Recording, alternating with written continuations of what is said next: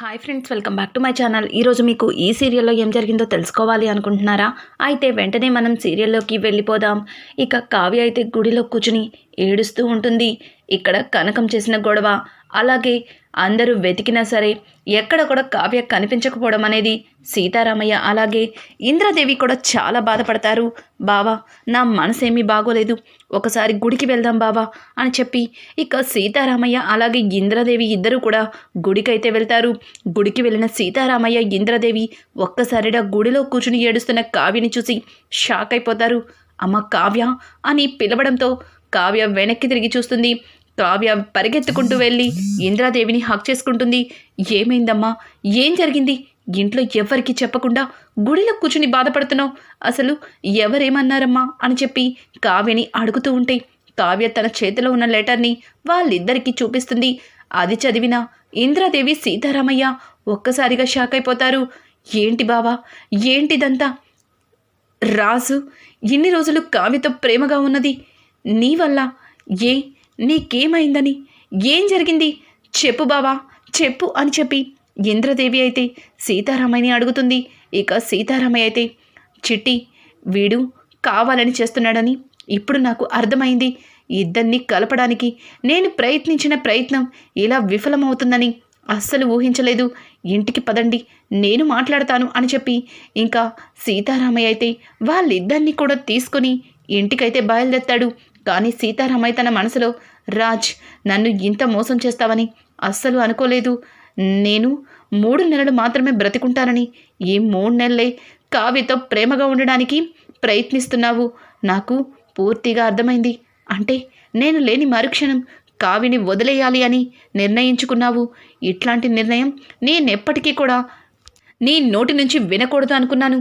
కానీ నువ్వు ఇదే ఆలోచనతో ఉన్నావని ఇవాళ నాకు అర్థమైంది అని రాజ్ గురించి తన మనసులో అయితే సీతారామయ్య అనుకుంటాడు. ఇంకా ఇంటికి వెళ్ళడంతో కావ్యని చూసి పరిగెత్తుకుంటూ కనకం, అమ్మ కావ్య, ఎక్కడికి వెళ్ళావమ్మా? రాత్రంతా ఎక్కడ ఉన్నావు? ఎవరు ఏమన్నారు? ఎవరికి చెప్పకుండా ఇంట్లో నుంచి ఎందుకు వెళ్ళిపోయావు అని చెప్పి కనకమైతే కావ్యని పట్టుకొని అడుగుతూ ఉంటుంది. కానీ కావ్య ఏ సమాధానం చెప్పకుండా అలాగే రాజ్ వైపు చూస్తూ ఉంటుంది. ఇక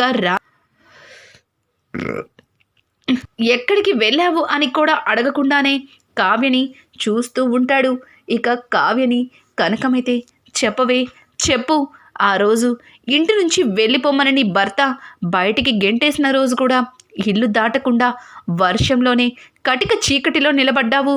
కానీ ఈరోజు ఎవరు ఏమీ అనకుండా ఎందుకు ఇంటి నుంచి వెళ్ళిపోయావు అని చెప్పి కనకం అడుగుతూ ఉన్నా సరే కావ్య ఏమాత్రం కూడా సమాధానం చెప్పదు. ఇక ఇంతలో అక్కడే ఉన్న అపర్ణదేవి అయితే, ఏయ్ అసలు ఎవరు నిన్ను ఏమన్నారు చెప్పు? ఇంట్లో పూజ బాగానే జరిగింది, అందరం బాగానే ఉన్నాం కదా, ఎందుకు ఇంట్లో నుంచి వెళ్ళిపోయావు? ఎవరికి చెప్పకుండా ఎక్కడికి వెళ్ళావు? ఎందుకు ఎందుకు అందరినీ ఇంత కంగారు పెట్టావు? మా దుగ్గిరాళ్ళ వారింటి పరువు తీయడానికి చూస్తున్నావా? చెప్పు అని చెప్పి ఇంకా అపర్ణ అడిగిన ప్రశ్నలకి కావ్య అయితే ఏమీ సమాధానం చెప్పదు. ఇక సీతారామయ్య అయితే, అమ్మ అపర్ణ, ఎందుకు ఏమీ చెప్పలేని ఆ అమ్మాయిని అడుగుతావు? నేను చెప్తా నీకు సమాధానం అని సీతారామయ్య అనడంతో ఒక్కసారిగా కుటుంబం మొత్తం షాక్ అయ్యి అలాగే సీతారామయ్య వైపు చూస్తారు. ఇంకా అపర్ణ అయితే, ఏమైంది మావయ్య గారు, మీరు సమాధానం చెప్పడం ఏంటి? తను ఇంట్లో నుంచి వెళ్ళిపోతే మీరెందుకు సమాధానం చెప్తారు? మీకు కూడా తను ఎందుకు వెళ్ళిపోయిందో తెలియదు కదా అని చెప్పడంతో రాజైతే, తాతయ్య మీకు ఎలా ఉందో తెలుసు కదా, ఎందుకు తాతయ్య ఇప్పుడు ఇవన్నీ? తర్వాత చూసుకుందాం, రాత్రంతా నిద్రపోలేదు, మీరు వెళ్ళి రెస్ట్ తీసుకోండి అని చెప్పి రాజైతే ఎవరికి ఏది చెప్పనివ్వకుండా అక్కడే ఆపేద్దామని ప్రయత్నిస్తూ ఉంటాడు. ఇక రాజ్ ప్రయత్నాలని సీతారామయ్య అయితే చాలా కోపంగా, రాజ్ ఆపుతావా? ఆపిక, నువ్వు నన్నే మోసం చేస్తున్నావు, నా మాటకే నువ్వు గౌరవం ఇవ్వట్లేదు, అసలు నిన్ను నమ్మి నేను చాలా పెద్ద తప్పు చేశాను అని సీతారామయ్య అయితే రాజ్ మీద గట్టిగా అరుస్తాడు. ఒక్కసారిగా రాజ్ ఉలిక్కిపడి అలాగే ఏమీ మాట్లాడకుండా సైలెంట్గా ఉండిపోతాడు. ఇక సుభాష్ అయితే, నాన్నగారు ఏమైంది? రాజ్ ఏం చేశాడు? రాజ్ ఏం చేశావురా? ఎందుకు ఎందుకు నాన్నగారు అలా మాట్లాడుతున్నారు? మీ తాతయ్య గారి మనసు ఎందుకు బాధ పెట్టావు? తెలీదా నీకు? మీ తాతయ్య గారి పరిస్థితి ఏంటో తెలీదా? ఏంటి? ఏం జరిగింది? కావ్య ఎందుకు ఇంట్లోంచి వెళ్ళిపోయింది? చెప్పరా, చెప్పు. ఎందుకు ఎందుకు నాన్నగారు అంత ఎమోషనల్ అవుతున్నారు అని అంటుంటే, చెప్పలేడు సుభాష్. వాడు ఏమీ చెప్పలేడు. ఎందుకంటే వాడు తప్పు చేశాడు. తప్పు చేసిన వాడు ఏం చెప్తాడు? నేను చెప్తాను అని చెప్పి ఇంకా చిట్టి అని పిలవడంతో ఇంద్రాదేవి అయితే కావ్య తనకిచ్చిన చిట్టీని వాళ్ళందరికీ ఇస్తుంది. ఆ చిట్టీలో ఉన్నదంతా చదివి ఒక్కసారిగా సుభాష్ అలాగే కుటుంబం మొత్తం షాక్ అయిపోతారు. రుద్రాణి అయితే ఎన్ని రోజులు కూడా కావ్య అంటే ఇష్టమని వెంట వెంట తిరుగుతుంటే ఏంటో అనుకున్నాను. ఇదా నువ్వు చేస్తున్న మోసం అని రుద్రాణి అలాగే కనకమైతే ఏముంది అందులో? ఏముంది? ఏం రాశారు అల్లుడు గారు అందులో? ఏం జరిగింది అని అడగడంతో ఇక పక్క నుంచి స్వప్న అయితే అందులో ఉన్నదంతా చెప్తుంది. అది విన్న కనకం, బాబు ఏంటిదంతా? అంటే ఇన్ని రోజులు నా కూతుర్ని మీరు ప్రేమిస్తున్నది మోసమా? నా కూతుర్ని అర్థం చేసుకుంటున్నాను అని చెప్పిందంతా అబద్ధమా? అది తెలియక నా కూతురు పిచ్చిదానిలాగా ఇదంతా నమ్మిందా? అది ఇంట్లో నుంచి అడుగు బయట పెట్టిన రోజే నాకు అర్థమయ్యింది. నా కూతురు మనసు ఎవరో ముక్కలు చేసేశారు. తను తట్టుకోలేని బాధ వచ్చిందని అర్థమైంది. ఆ బాధ ఇదా? అసలు ఎందుకు బాబు, ఎందుకు ఇలా చేశారు? మీకు ఇష్టం లేకపోతే మీరు నాతో చెప్పుండాల్సింది. నా కూతుర్ని నాతో పాటు మా ఇంటికి తీసుకెళ్ళిపోయేదాన్ని. కానీ ఎందుకు బాబు, ఎందుకు? కల్మషం లేని ఒక మంచి మనసున్న మనిషిని ఇలా మోసం చేయడం ఏమాత్రం కరెక్ట్ అని కనకమైతే ఇక రాజ్ని నిలదీస్తుంది. అలాగే అక్కడే ఉన్న సీతారామయ్య, రాజ్ చెప్పు, ఇంతమంది ఇన్ని మాటలు అడుగుతున్నారు, ఇన్ని ప్రశ్నలు వేస్తున్నారు, నీ దగ్గర ఏమాత్రం కూడా సమాధానం లేదని అర్థమవుతుంది. ఎందుకు నన్ను మోసం చేశావు? ఎందుకు నా మాటకి విలువ ఇవ్వలేదు అని అంటుంటే, అయ్యో తాతయ్య, మీ మాటకి నేను విలువ ఇవ్వకపోవడం ఏంటి? లేదు తాతయ్య, మీరు అపార్థం చేసుకున్నారు. అందులో నేను మీకోసం కావ్యతో ప్రేమగా ఉండడానికి ప్రయత్నించాను అని రాశాను.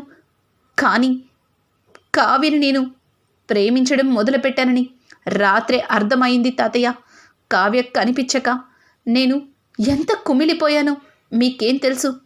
అసలు దాని గురించి మీకు ఎవరికి చెప్పినా సరే మరింత బాధపడతారని ఆ బాధను నా గుండెల్లోని దాచుకున్నాను.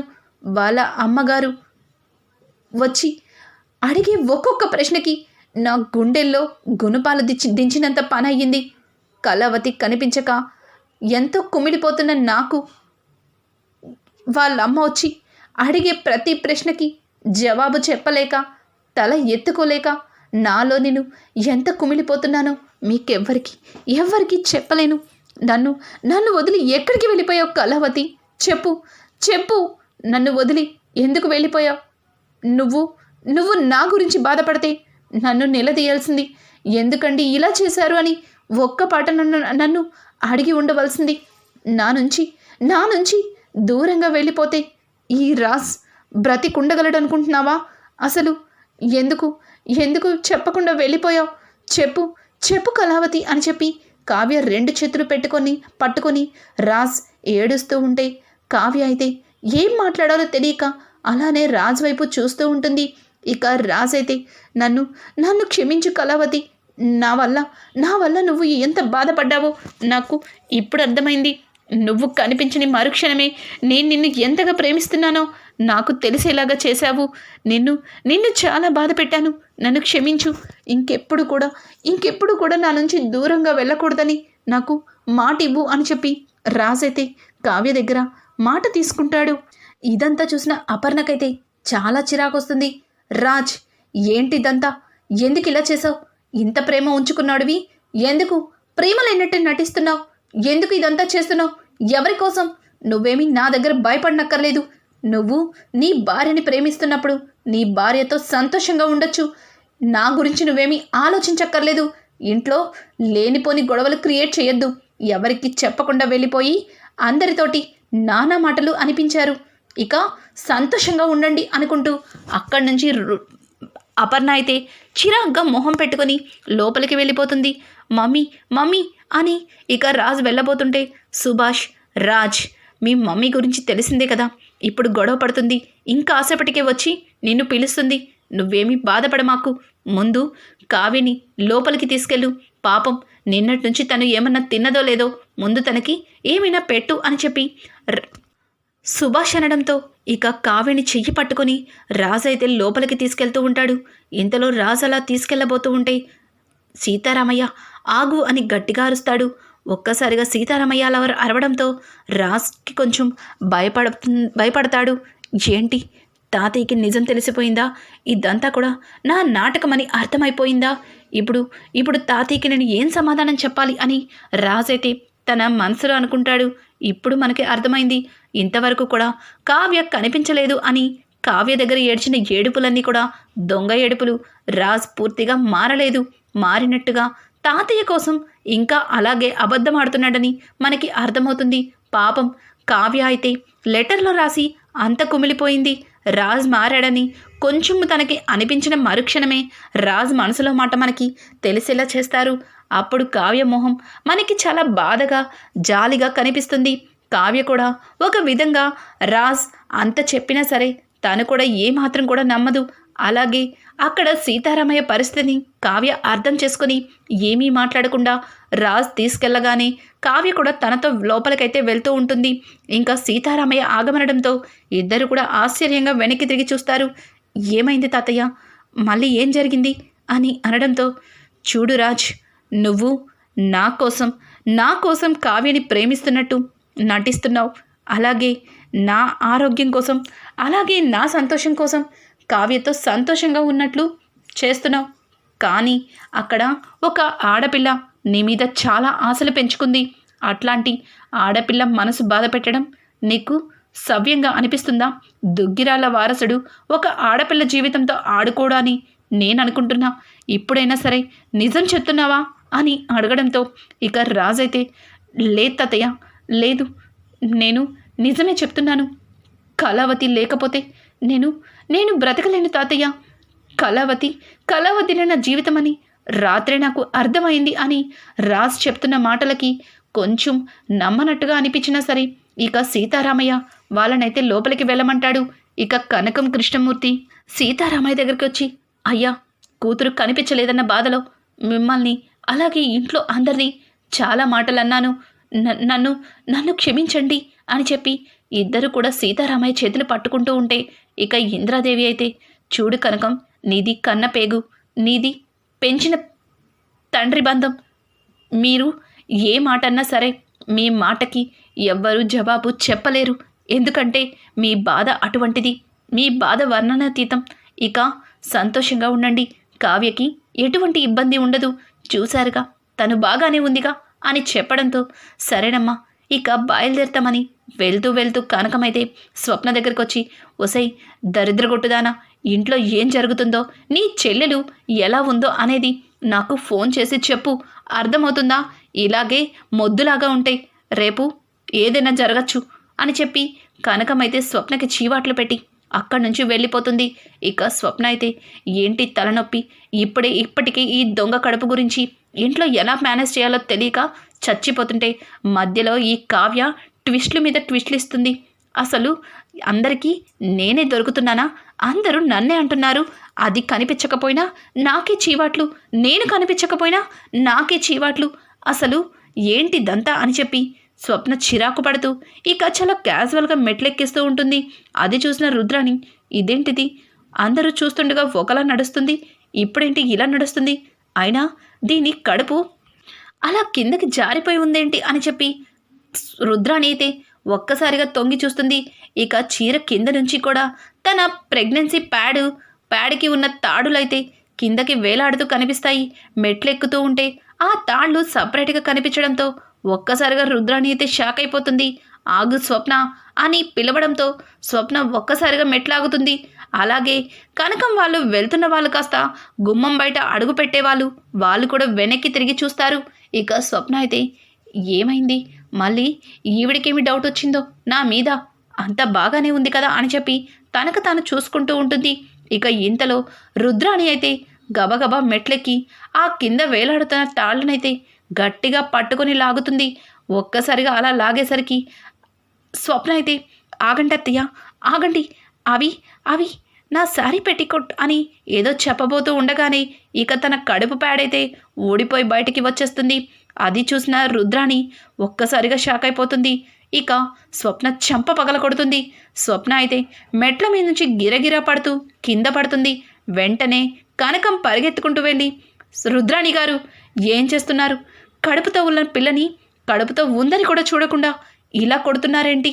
అసలు నా కూతురు ఏం తప్పు చేసింది అని అంటుంటే, నీ కూతురు కడుపుతో ఉంటేనే కదా అసలు తను కడుపని అబద్ధం చెప్పి ఇంట్లో వాళ్ళని అలాగే నన్ను నా కొడుకుని మోసం చేసి పెళ్లి చేసుకుంది.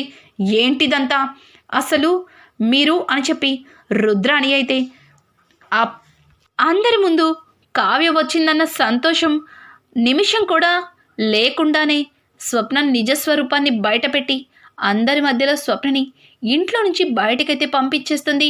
ఇంకా ఎవరికి ఏం సమాధానం చెప్పుకోలేక స్వప్న అయితే ఏం మాట్లాడాలో అర్థం కాక అక్కడే నిలబడి అందరికీ కూడా క్షమాపణలు చెప్పి కావాలని చెయ్యలేదు, ఇదంతా కూడా కావ్యనే చేసింది అని మొత్తం కావ్య మీదకి నెట్టేస్తుంది. ఒక్కసారిగా కావ్యకైతే ఏమీ అర్థం కాదు.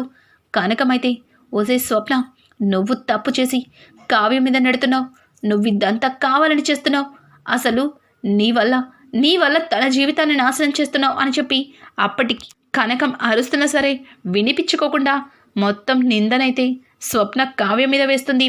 ఇక స్వప్న వేసిన నిందలకి కావ్య ఏం సమాధానం చెప్తుంది? అలాగే కావ్యకి సపోర్ట్గా రాజ్ నిలబడతాడా? ఏం జరుగుతుంది అనేది రానున్న ఎపిసోడ్స్ మరింత ఇంట్రెస్టింగ్గా మారబోతున్నాయి. ఈ వీడియో కనుక మీకు నచ్చినట్టయితే లైక్ చేసి సబ్స్క్రైబ్ చేసుకోవడం మాత్రం మర్చిపోకండి. Thanks for watching. Hi friends, welcome.